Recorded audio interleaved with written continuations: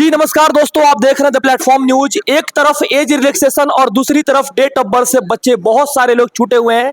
किसी का एक नंबर कम है टीआरई 1 में, टीआरई 2 में। बहुत सारे लोगों को ये एक मुद्दा है कि केवल उनको एक बार ही मौका मिला एज रिलैक्सेशन में। मेरे साथ पटना हाईकोर्ट के एडवोकेट हैं और उसके साथ साथ एक एज रिलैक्सेशन में जो पटिशनर छूट गए हैं, कुछ नंबर से छूट गए, वो भी आज बहुत परेशान है, आए हुए हैं बॉक्सर से। सबसे पहले मैं आपका स्वागत करूंगा एडवोकेट साहब। धन्यवाद। सर, एज रिलैक्सेशन के बारे में एक बहुत बड़ी समस्या पूरे बिहार में अभी देख रहे हैं, सारे लोग देख रहे हैं। और कोई लोग ऐसे हैं कि जो 2011 के बाद 2019 में स्टेट होती है, फिर 24 में होती है, और मात्र एक बार ही उनको बीपीएससी टीआरई 1 में मौका मिला है। और बहुत लोग ऐसे हैं जो परेशान है, जबकि 2019 में बिहार के केवल बच्चे ही फॉर्म भरे थे और बिहार के बच्चे ही दिए थे।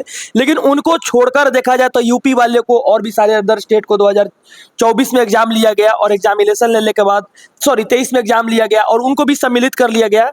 और बहुत सारे बच्चे ऐसे हैं जो शुरू में 2011 से लेकर 2019 के बीच में एग्जाम जो दिए थे, दोनों के बीच में वो छूट गए हैं। उनको सर सबसे पहले क्या करना चाहिए? देखिए, एज रिलैक्सेशन तो बहुत बड़ा मुद्दा है ही, और साथ साथ मुद्दा ही नहीं है, ये उन लोगों की परेशानी है जिनका जो एज एक्सपायर या फिर वो जो ओवर एज हो गए हैं, जो सरकार के द्वारा गलती के कारण और बीपीएससी की गलती के कारण उनका एज एक्सपायर हो गई है। ठीक है, कभी कभी आप 2011 से 12 से 13 से लेकर के और 2023 तक आप कहीं कुछ नहीं करते हैं, बैठे रहते हैं, और फिर 2023 में आप बहाली लाते हैं और वन टाइम एज रिलैक्सेशन दे करके, वो भी वन टाइम इन्होंने खुद ही नहीं दिया था, बहुतों लोगों ने कोर्ट का दरवाजा खटखटाया था तब इन्होंने दिया था वन टाइम। और वन टाइम भी देने से पहले उन्होंने सिर्फ 3 और 4 घंटे के लिए लिंक ओपन करी थी। उसमें बहुत सारे लोग रह गए थे फॉर्म भरने से, वो भर भी नहीं पाए थे, जो इनका लिंक ही क्रैश हो गया था।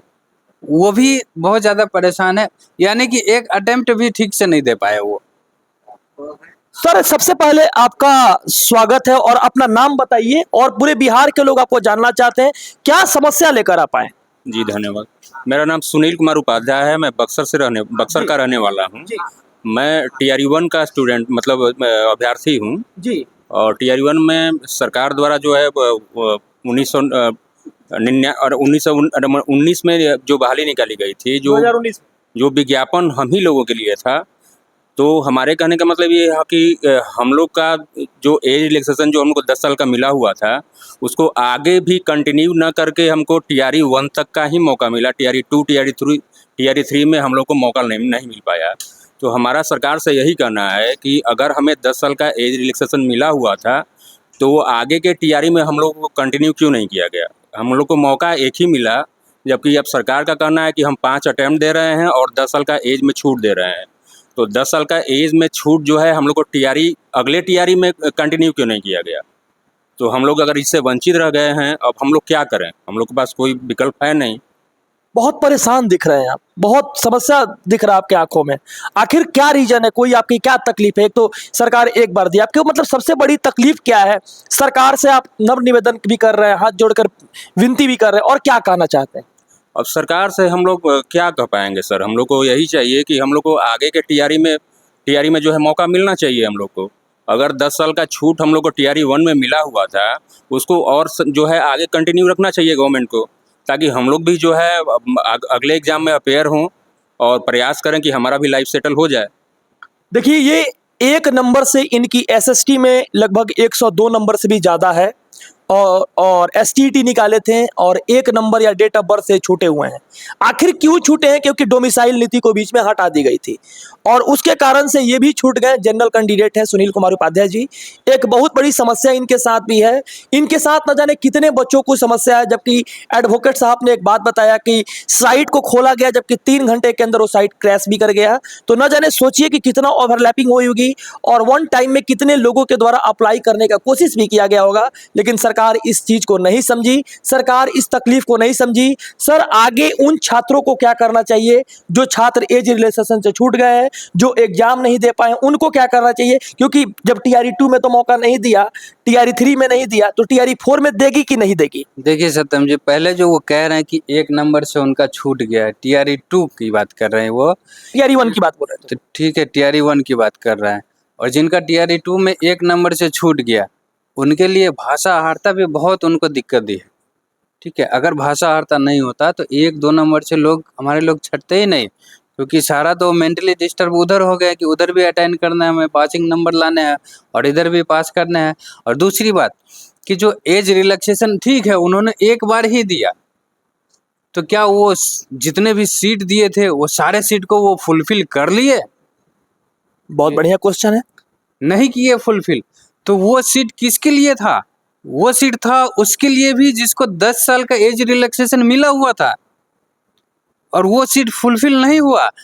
लेकिन वो सीट को टीआरई 3 में कैरी फॉरवर्ड कर दी गई। सिर्फ गौर कीजिएगा, सिर्फ कैंडिडेट को भी कह रहे हैं गौर करने के लिए कि सिर्फ सीट को तो कैरी फॉरवर्ड करी गई, लेकिन एज को कैरी फॉरवर्ड नहीं करी गई, जो कि सीट किनका था? उनका भी था। तो ये इस सिचुएशन में जो एज रिलैक्सेशन वाले लोग हैं जो सबसे ज्यादा परेशान हैं, पूरे बिहार में बहुत सारी मेरी बहनें हैं, भैया हैं, यहाँ तक कि मेरे अंकल के उम्र में भी हैं, मेरे आंटी के भी उम्र में है जो कि बीएड किए हुए हैं, स्टेट क्वालिफाइड है। उन सारे लोगों के लिए एक सर सूचना बताइए, एक तर्क बताइए कि वो लोग फिर से एग्जाम में टीआरई 4 में बैठ पाए। ठीक है, ये जो टीआरई 3 का जो हमने केस लड़ा था, उसमें जज साहब ने भी ये कहा था डिपार्टमेंट को कि आप इस पे गौर कीजिए, इसको बिठाने की कोशिश कीजिए इन लोगों को जो मेरे पिटिशनर्स थे। ठीक है, तो उन्होंने अभी तक फिर भी नहीं बिठाया। उसमें मौका मिलेगा फिर से नए पिटिशनर्स को जुड़ने के लिए? वो तो केस अभी पेंडिंग है, लेकिन अब क्या कहेंगे, इनको तैयारी भी करना है, तो सिर्फ इनको कोर्ट से लड़वाना ही मेरा मकसद नहीं है।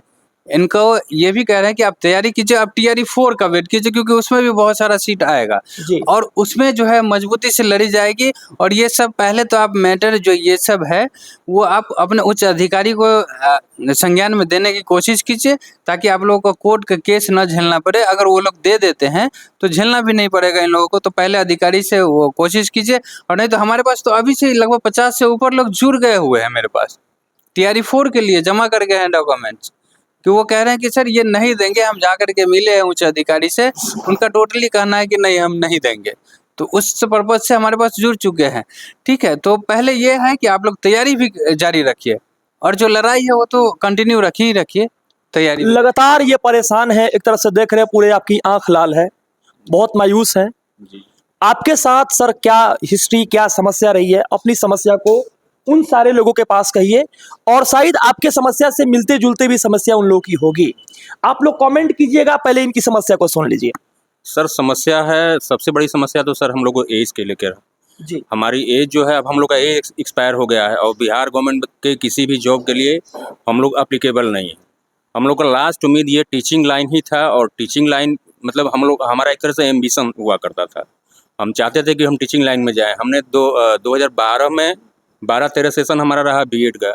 12 में हम लोग बीएड किए हैं। 2017 में हम लोग का बीटेट हुआ है। बीटेट मतलब 5 साल सरकार रोक दी, उस सरकार को पता नहीं था कि स्कूल में वैकेंसी होती या नहीं होती है। 5 साल आपको बर्बाद किया गया। फिर 5 साल के बाद फिर पता चला 2024 में वैकेंसी लाना है। यानी गलती तो ये आप लोगों की नहीं है जी। आप लोग 2012 से लेकर 2024 तक आप लोग लगातार लड़ाई लड़ते रहे। तो सत्यम जी, ये जो आप कह रहे हैं 5 साल, तो ये 5 साल की बात नहीं, ये 10 साल की बात है। ये जो डिपार्टमेंट ने 10 साल का एज रिलैक्सेशन दिया, वन टाइम दिया, कुछ पलों के लिए ही दिया था, तो ये इसके पीछे रीजन था कि ये 5 साल ही बर्बाद नहीं किए, ये 10 साल बर्बाद किए। इसलिए डोमिसाइल भी तो हटा दिए सर। हाँ, डोमिसाइल भी हटा दिया, वो अलग मुद्दा है। लेकिन जो यहाँ पर इनकी बात है कि बर्बादी की बात है, तो 10 साल इन्होंने बर्बाद किया, इसलिए उन्होंने 10 साल रिलैक्सेशन दिया।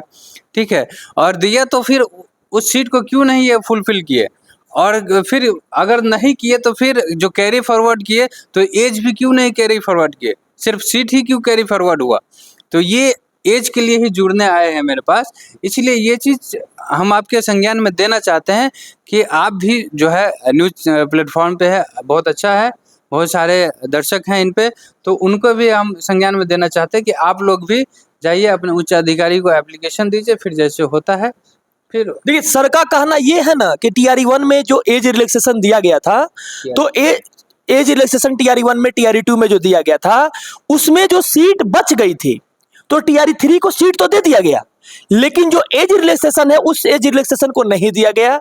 तो एक सबसे बड़ी बाधा यह हो गई कि इन लोग छूट गए। मैटर आप लोग समझ गए होंगे।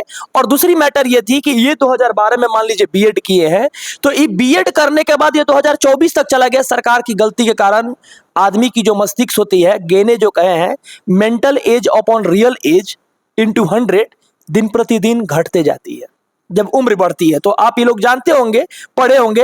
अंत में हम एडवोकेट साहब से पूछेंगे कि उन छात्रों को क्या करना चाहिए जो लोग एज से छूट गए हैं, जो मेरी बहनें हैं, जो भैया हैं, चाहे जो अंकल के एज में है, जो मेरी आंटी के एज में, उनको क्या करना चाहिए ये सूचना देखिए दीजिए। अभी भी जो है ना सरकार वो एस्टेट ले रही है, तो एस्टेट ले रही है इन द सेंस कि एस्टेट की तो वैलिडिटी बहुत दिन है, लेकिन आप एस्टेट ले रहे हैं अभी, एक बार उनको मौका दे करके एस्टेट खत्म, यानी उनका तो गया डिग्री, बीएड की भी डिग्री गई, इंटरमीडिएट की भी गई, ग्रेजुएशन की भी गई, जो भी क्वालिफिकेशन है पीजी की वो सारे खत्म हो गए। तो उनके लिए हम यही कहेंगे कि इस बार भी मजबूती से लड़ा जाएगा, पिछले बार भी लड़ा गया था, ठीक है। इस बार भी जज साहब की संज्ञान में सब कुछ दी जाएगी, मजबूती से लड़ी जाएगी, और इसके लिए आप लोग तैयारी जारी रखिए। चलिए आप लोग तैयारी जारी रखिए। इसके साथ साथ ये भी कहेंगे कि आप लोग को अगर कोई समस्या है तो डिस्क्रिप्शन बॉक्स में लिंक भी दे देंगे, आप लोग जुड़ जाइएगा वहां से। इसके साथ साथ ये भी कहेंगे अगर आप एज से पीड़ित हैं तो कमेंट बॉक्स में जरूर लिखिएगा। आपके लिए स्पेशल एक वीडियो बनाई गई, और भी बहुत सारी वीडियो बनाई जाती है, और भी आप लोग न्यूज़ देखते हैं, लेकिन ये न्यूज़ आप लोगों के लिए एक सबसे बेहतरीन न्यूज़ रहा। और जो लोग पूरे इंडिया से देख रहे हैं उन सारे लोगों को यही कहेंगे, जिसको समस्या है वो लोग जुड़ सकते हैं, और इसके साथ साथ आप आने वाली टीआरई में एग्जामिनेशन में बैठ सकते हैं। धन्यवाद। अगर वीडियो अच्छी लगी होगी तो जरूर लाइक कीजिएगा और शेयर जरूर कीजिएगा। Thank you.